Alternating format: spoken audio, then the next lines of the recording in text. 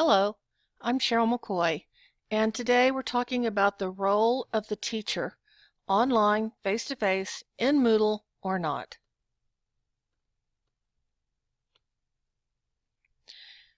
We can speak to the traditional role of the teacher, both in the classroom and online.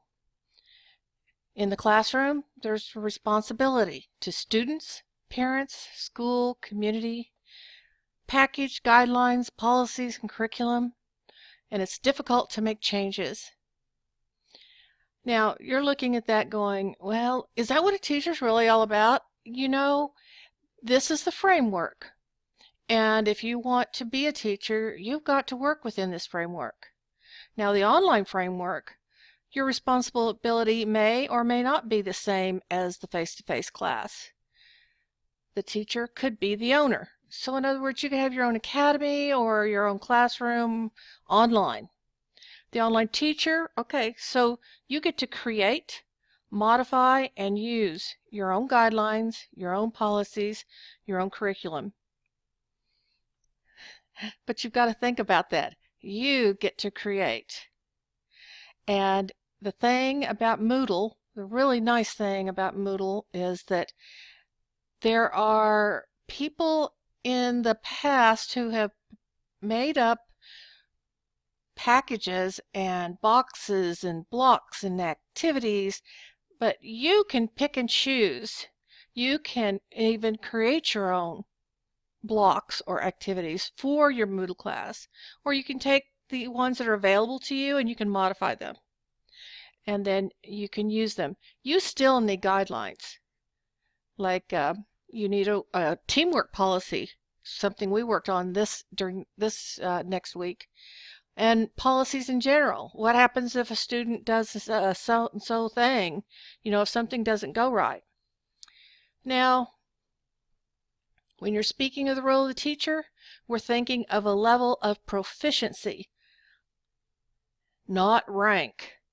Although they will say rank, they'll use those words rank, but proficiency means that first of all, you're the teacher. So we're going to assume that you want to make sure that you do the best you can.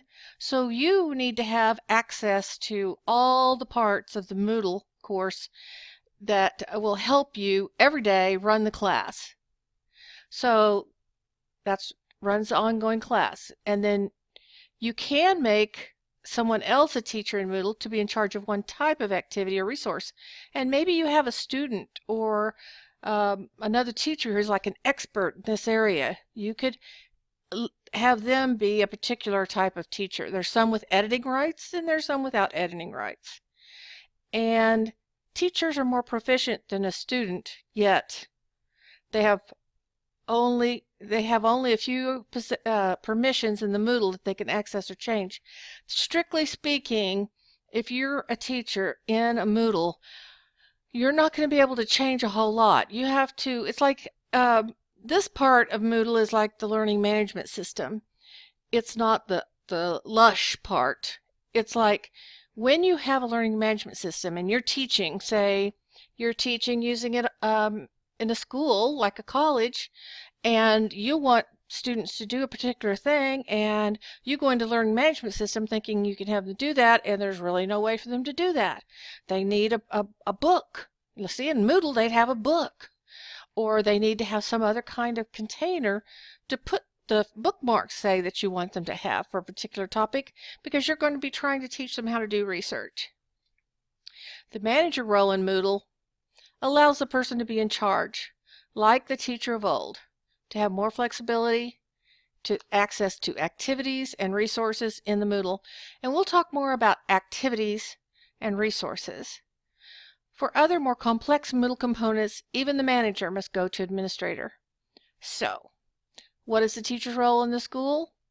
It's complex and complicated, and as small or as large as you want it to be.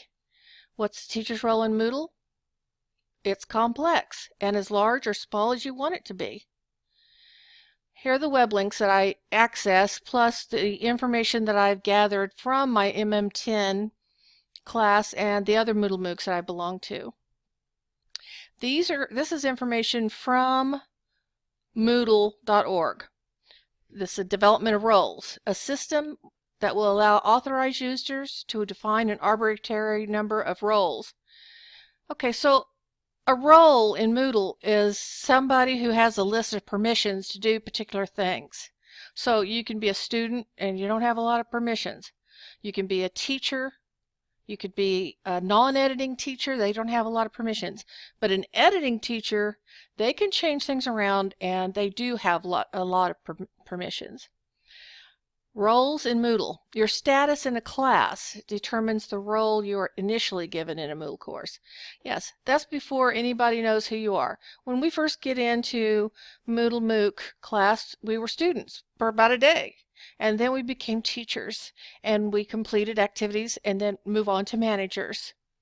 Teaching with Moodle, a Moodle forum. This I put in there because it's pretty nice. It tells a variety. It's a discussion forum from managers, administrators, teachers who are using Moodle right now.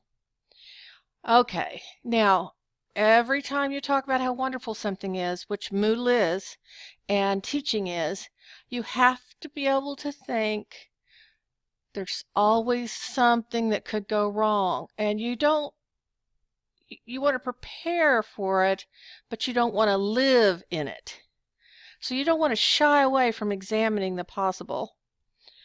Okay, you just want to make sure it won't happen. For instance, if you gave a student some limited teaching rights and they had access to information that they could put in information without being double checked somewhere in the system, you don't want to do that. You don't want to do that. So you're going to have to prepare for the worst, hope for the best. And most times it will be.